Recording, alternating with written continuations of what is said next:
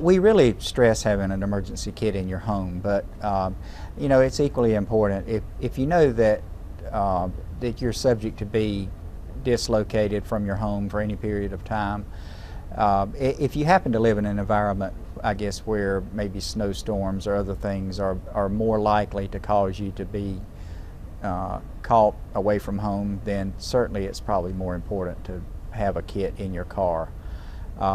Normally, for the kinds of scenarios that we work with, hurricanes being the most prevalent, we normally have time to prepare, and people have time to gather up their kits and take them with them if they decide to leave. The obvious things that you might want to have on hand, maybe keep a bottle of water in your car, maybe some snacks, something like that. It's always good to have some disposable, the little moist towelettes or things like that. Just some very basic things. A little small first aid kit is not a bad idea.